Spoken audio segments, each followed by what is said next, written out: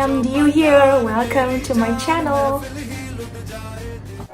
एक चुटकी सिंदूर की कीमत तुम क्या जानो रमेश बाबू?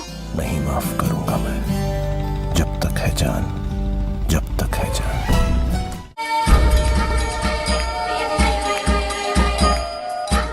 Assalamualaikum, namaste, hi, my lovely SRKians, how you guys doing, how you guys doing? So today, I am going to watch together with you Uncut Shahrukh Khan exclusive interview from BBC Asian Network. I've never seen this before, I think. I've come across this interview, as usual. We love listening to whatever he says, right? It's never, what do you say, boring to listen to him talking. Speaking about anything, about life lesson, about this is a quote like you know, we SRKians like to say, we always get smarter after we listen to him speak. That's a fun fact. All right, so for those of you who really seek for like a life inspiration, you better watch his interviews. It's just, I think as of now, I think he's the only star, he's the only actor that I really enjoy listening to him speak. He's the only one. Okay, so without further ado, guys, let's watch this together.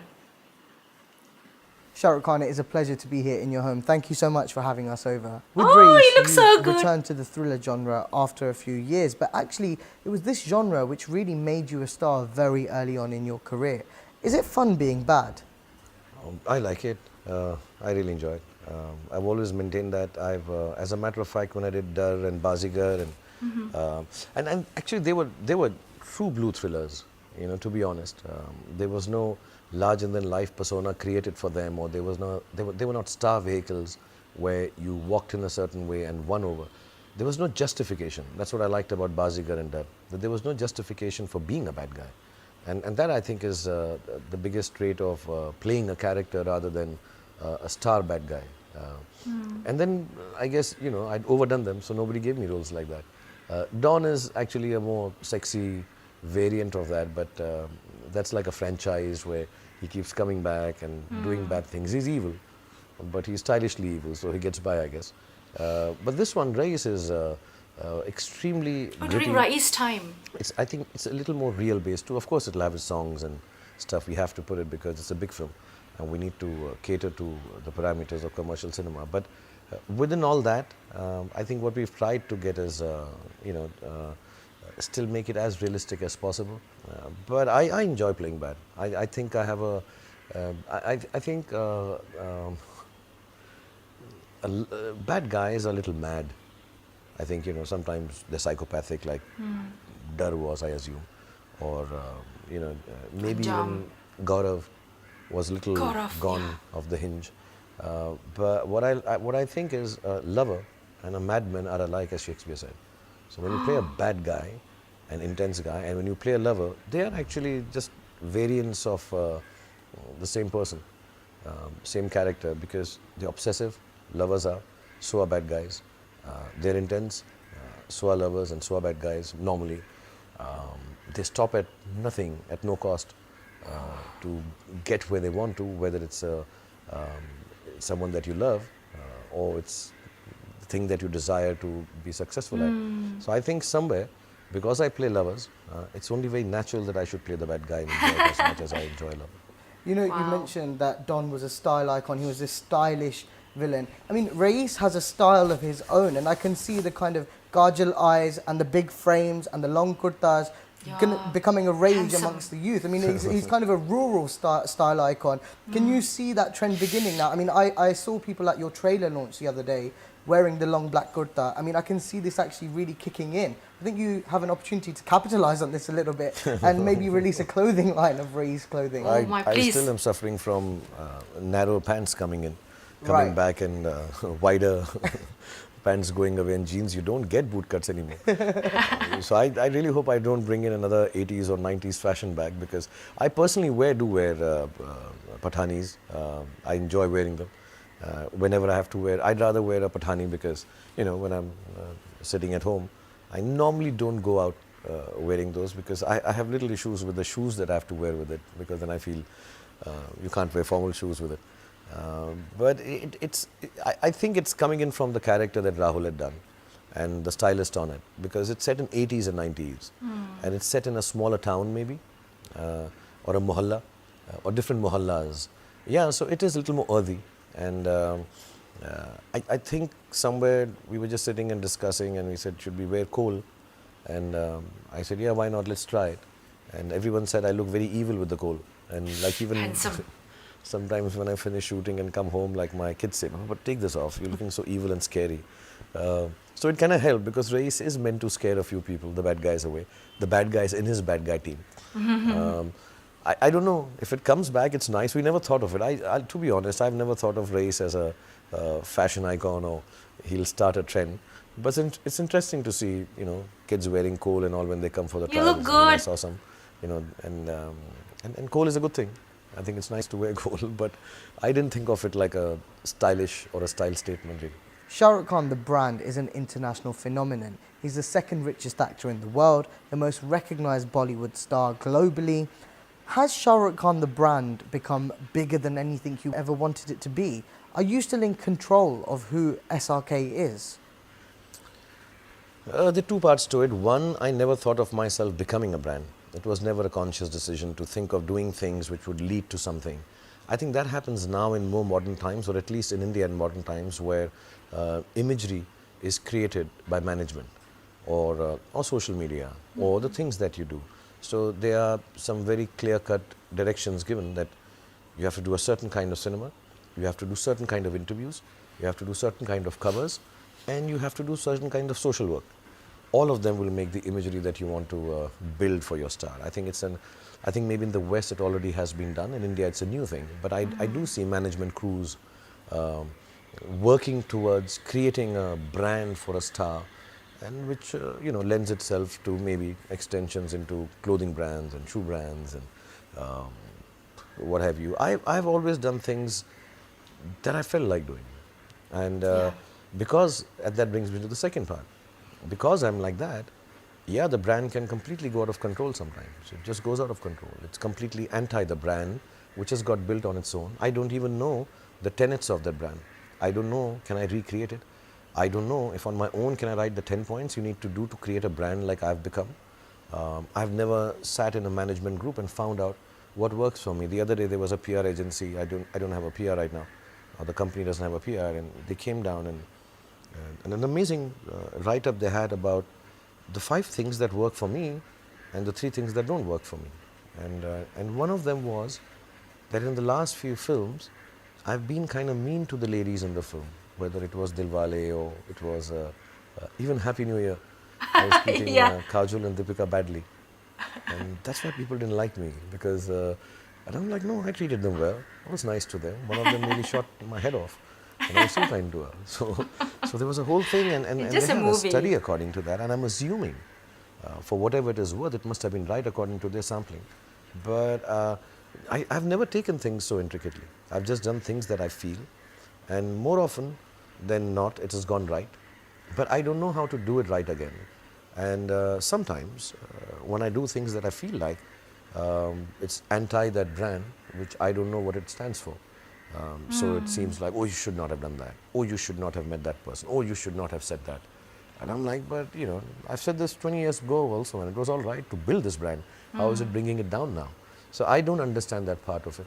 And also, I'll be very honest, I've never given myself the kind of import I'm given exteriorly. You know, when people from the outside, and I treat myself very normally. And I think sometimes that goes against the brand, so to say, because I do things just off the cuff. And, you know, people would tell me, why do you go to these 3 places? I said, because I felt like. A friend called me. I was just driving back, and I said, listen, let me just drop into this party. No, you're spreading yourself too thin. I'm like, but that's okay. I had fun. I wanted to go and say hi to X person or Y person. Who I says just this want to thing? Get a hug. I've known this person for 20 years. Sometimes you do things like that. And, but I'm told by many people sometimes. So I find that awkward. I don't follow it through. I hope I never have to do things according to a strategy to retain the brand. Yes. I hope, like it has got created on its own, I keep doing things which kind of help. I also think if it's not constructed, it's difficult to deconstruct it. But if it's not constructed, it is more, how do you say, organic and happy and simpler, and you know, certain things you may not attribute as right for the brand may turn out right or wrong, but I think it should be fluid like that. So no, but yeah, it does get out of control. I don't realize sometimes that a small action of mine or a small harmless thing that I would say, and I'm also a good thinking person. I'm not someone who's doesn't think or say things which would hurt anyone. But I know sometimes even the simplest of things said or the simplest of actions can seem to trouble people, and that's a little shocking to me, and sometimes has made me a little more wary of what I should do, where I should do, how I should do, and when I should do. At the same time, though, I've read countless and seen countless interviews of yours where you've said that you've worked for the recognition of other people. You want to be famous. You want people to recognize you on the streets. You want people to know who you are. But, you know, just getting to your house is such a problem. There's absolutely crowds and swarms of people who stand outside your house every weekend. You know, every time that you land at a different airport, there is paparazzi waiting for you. You have to go to either London or LA to get a bit of time away from the hustle and bustle of Mumbai. Isn't it not tiring after a point? If I am on my personal time, it can be a little, how do I say, it's not tiring, it's not irritating, it can get a little, but I think the people I spend my personal time with, which is family, they understand it. So we have a simple system. We don't go anywhere together.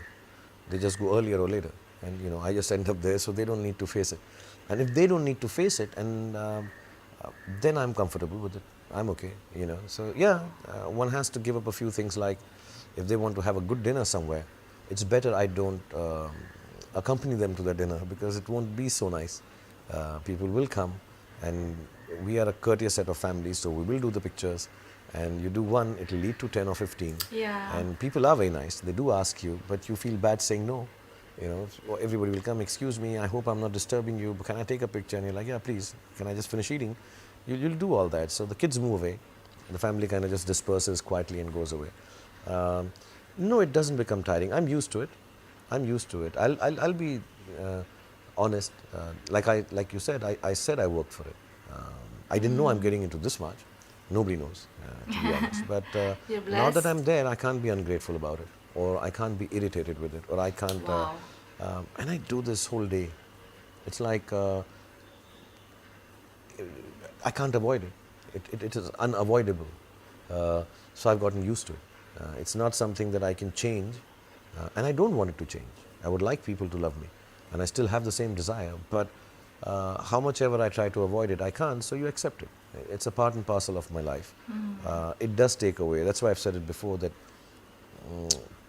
I think the families of people who become public figures have to, they are the ones who have to make a sacrifice, I think, in their heads and heart. Perhaps not even physically, but in the head and heart, that listen, this person doesn't really belong to us, or his time or her time is not completely ours. And that's why I really appreciate my family. On my own, yeah, I can wear a hoodie and hide under a car, which I do very often. I even travel in the trunk of my car sometimes to get somewhere. I'm like, Really? I'll just hide and go, and quietly go have a good drink with a friend, or just sit down and chat and come back like that. I can't imagine Shah Rukh Khan sitting in the trunk of a car for some reason. I mean, I'm compact size, I fit in. you know, coming back to your film, coming back to Reese, a year ago you told me that Bollywood would need to change its style if it was ever to gain wide recognition from Hollywood. For me, Reese has all the ingredients of the perfect Bollywood film. Why choose to produce this as well? Are you no longer interested in crossing new territories? Because at one point you were very active in taking Bollywood to new territories. I think one of the things, apart from the formatting of the film, that it's going to be an hour and a half long without the song and dance. Fan was like that. Fan was shorter. Fan is without song and dance. Fan is actually without a leading lady, in a certain sense. But I love fans so much. I think somewhere the other aspect which will take Indian cinema forward is also, and Race is not that film, let me be clear. I don't think it's the format for it to cross over. But there is one part of it which will be quite, can be liked by even non-regular Indian film audience around the world. The earthiness of Indian storytelling. So I think somewhere it's a very modern take on an 80s kind of a film. It's not a masala film, so to say. It's difficult to explain. You know, the enactment, the whole pathos of the film, the way it is shot is in an extremely realistic zone of filmmaking, which Rahul Dholakia stands for. And then it is peppered with a bit of dialogue bazi, which was inherent in the writer's script. It's not something we've added. A little bit of song, a little bit of action, which we have tried to do it as modern as possible still, as cool as possible still, but can remind you of the 80s. So it's quite an experiment. We spoke about the early years of your career when you were just starting out. You had no connections, no mentor, no family relatives who were in the business. How did you make your way? How did you find your path? I think the best part, and I would say to a lot of people who are not from the film industry, because you know there's always this comparison, because yes, we can't deny the fact that a lot of people follow the footsteps of their fathers and mothers who are already in the film industry, maybe even have easier access to getting into films than people from the outside, and I think that's true. We can't deny that and keep saying equal number of people come by giving Akshay Kumar's example or just mine every time, or maybe another few who have entered, especially the ladies. I think a lot of girls who are, I think a majority of ladies are not from the film industry, so that's quite a case in point that, you know, all the girls do come from outside, most of them. But having said that, I think the advantage you have as a newcomer, or at least I had, see, there are a lot of factors for me happening. I think I came at the right time. I think there was a whole turnaround where a little more easygoing cinema was coming in. It wasn't so anti-establishment. It was about goodness. It was about family. It was about love. Some of the directors who worked with me, like Karan and Adi and Farah and everyone at that time, including Mr. Yash Chopra, they kind of had a little understanding of the overseas people. And when I say overseas, not the market, Indians residing there. I think a time had come when the second generation Indians were missing home or wanted their children to learn a little bit about India. And the only thing they saw was, hey, Hindi films, you know, maybe we can introduce them to India with an entertaining film or cinema. And I think I happened to be at that time. And I got these filmmakers working with me. And, you know, a lot of other aspects and factors, and I reached where I am. So I can't deny any of that or sidestep them. But the one plus that I think happened to me is that I had no plan. I had no plan to succeed. I had no way, like you said, how did you find your way? Actually, I did not know the way. And when you don't know the way to success, I think naturally you stop knowing the way to failure also. I still remember when Deewana was released, which wasn't meant to be my first film, Raju Ban Gaya Gentleman was. I come into the film only at the interval point. Actually, a la Dear Zindagi. I only come one scene before the interval. And I remember the producers of my other films who had me as the lead. They were like, you know, how can we cast you? You're not even on the poster. And now we're going to get such a setback that we have you in the film and you are not even the lead in the film. The late Divya Bharti is and Mr. Rishi Kapoor is. And I'm like, no, I think I have a very good role. It'll all turn out well. And it did. So they were also wrong in a way. And I really didn't understand it when they were saying, you don't have the main part, you're not on the... I wasn't on the hoardings because I wasn't a big enough star, and rightly so. So for me, I think doing a lot of these things, Bazigar and Dar was rejected by most of the established actors then because they felt it's wrong for their imagery or for their brand. And to me, it was this really cool, man. I mean, I'm from theatre, and who gets a role to do like this? And none of the actors have ever done it. There was not even this thought. I'm like, this will be very nice to do. You know, say, I love you, Kiran. It'll be very cool. Let's just do it. And maybe, you know, we talk about the evolution of audience, and they're ready for this, they were ready for that. I think audience has always been evolved. They just need to have new, different things. And if you're a new, different thing from outside the film industry, you better give them new, different things. Because from inside the industry, we already have the existing things. So I think that really played out to my advantage. Does all this success, this home, this luxury feel more earned? Do you feel more deserving of this because you didn't have a godfather to thank? You know, it sounds arrogant, but I do tell my kids the truth. I'm very well mannered, and so are my kids, I think. Yes. There are two things that I want to not have to do when I'm not working. At the end of it, whatever the fate is, whether I'm still well-to-do or not, whether I'm happy or not, or whatever, wherever life takes me at the end of my life, there are two things I don't want to happen, and that is, I don't want my kids to ever thank anyone on my behalf or have to say sorry on my behalf. So I don't want to sound arrogant, but that's what I work for. And it's not because I don't have a godfather. I'll still thank enough people. I think I owe a huge amount of gratefulness to lots and lots of people who have worked on making me who I became. Some good choices, some bad choices, but they were always there to take me forward. And I mean, I really need to thank the people in the film industry because they've really loved me. It's as if they were waiting to adopt me. They just needed one kid from the outside, they needed one surrogate or orphan child that, listen, we need one orphan here.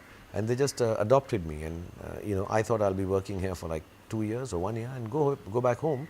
And suddenly they made me an adopted child, such a part and parcel of their family, that maybe my family can look forward to being part of this family now, which I never thought would happen. But having said that, I've never taken this arrogantly, that, listen, I'm in comfort because I don't need to thank anyone. I've never taken it. But I do hope I don't have to say sorry to anyone, or my kids don't have to say sorry to anyone. And those are things which matter to me. So I do try to lead my life. The things you said about comfort and living and am I deserving of this, I don't know. I will never know that. Because I sincerely feel I've been given a lot more than I deserve. Anyone in my situation, I would wish happiness upon everyone to the extent that I got myself in this life. At the age of 51, I'm halfway there. I really feel that it's the happiest life anyone could have. Do I deserve it? I don't know. Have I done enough to deserve it? I don't think so. And that's why I don't spend most time in the house, in the comfort of my bedroom or the living room, because I want to go out and keep working, so that somewhere, even if I don't feel I deserve it, at least I don't have to say sorry or thank you to anyone. Oh my God! Oh my gosh! Guys, do we really deserve him? Oh, I always feel like my brain is, becomes, my brain has become smarter now. I think I can, I feel in a certain way that after listening to him speak, the way he speaks, guys, the way he explains things is phenomenal. No one can match him, even until now. As if he prepares everything. No, of course not, I believe. Wherever he goes, he always speaks so smoothly, like... And after listening to this kind of life lesson about life and you still dislike this guy, then there's something wrong with your brain. Please check that out. I mean, hello, doctor needs help here. That's obvious, okay? For those of you who said that I like Shahrukh Khan as a human being, not as an actor, you also should go to hell, okay? But on last time when we reacted to the video interview of Shahrukh Khan, Gauri did say that she doesn't like how Shahrukh Khan acts. I mean, it's really it breaks my heart, guys. It just like, I feel bad. I mean, like, Gauri, how can you say that? I mean, like, it's just, what do you think, guys? Please comment down below, because it really breaks my heart. I mean, I'm speechless when she said that. And when Shahrukh Khan said that he sometimes has to sit in the trunk just to avoid fans. Fans can be very crazy, but what to do? You know what Shahrukh Khan says, lovers and bad guys, there are fine line between them, but there's somehow similar. So yeah, are you one of those? I love this interview. I love this interview. Thank you so much, guys, for watching. Please comment down below what you think of this amazing interview. I just love it. Thank you so much, guys, for watching. I hope you like this video reaction and see you again next time. Until then, I'm checking out. Assalamualaikum. Bye.